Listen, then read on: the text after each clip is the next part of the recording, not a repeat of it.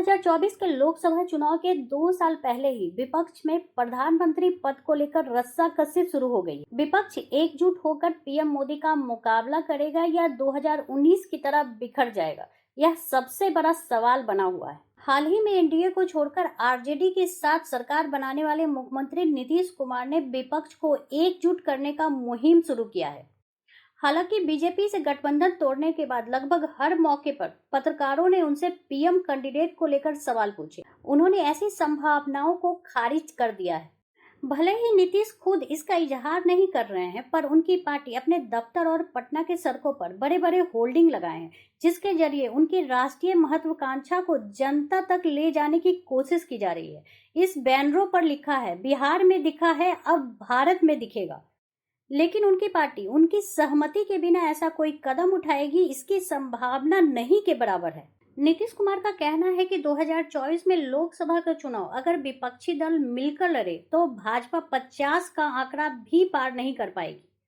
नीतीश कुमार ने विभिन्न राजनीतिक दलों के नेताओं से भी बात होने की बात कही है, पर नीतीश कुमार के इस अपील से ममता बनर्जी की पार्टी तृणमूल कांग्रेस बेखबर है।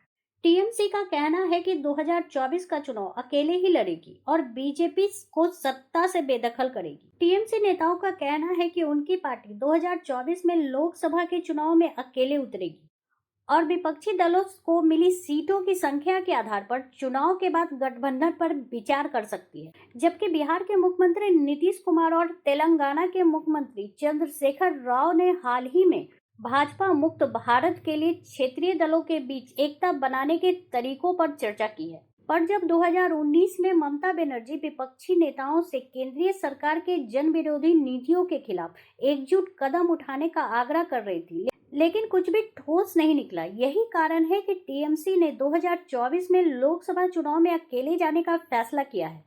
हाँ, चुनाव के बाद गठबंधन पर विचार कर सकती है। यह विपक्षी दलों द्वारा हासिल किए जाने वाले सीटों की संख्या पर निर्भर करेगा। उधर आज नीतीश कुमार दिल्ली आ रहे हैं। यहाँ पर राहुल गांधी के अलावा वो दिल्ली के मुख्यमंत्री अरविंद केजरीवाल से भी मुलाकात करेंगे। नीतीश और केजरीवाल के मुलाकात पर सत्ता और विपक्ष के साथ साथ राजनीति में दिलचस्पी रखने वालों की भी निगाहें टिकी हैं। नीतीश और केजरीवाल की मुलाकात का क्या नतीजा होता है, इस पर विपक्षी एकता का भविष्य काफी हद तक निर्भर करेगा, क्योंकि दोनों नेता पीएम पद के दावेदार माने जा रहे हैं। जेडीयू ने फिलहाल भले ही नीतीश की दावेदारी को खारिज किया है, लेकिन आम आदमी पार्टी पहले ही केजरीवाल को 2024 का सबसे मजबूत दावेदार बता चुकी है। केजरीवाल को नीतीश कुमार विपक्ष के साथ ला पाने में कामयाब होंगे या नहीं, यह तो आने वाला समय ही बता पाएगा।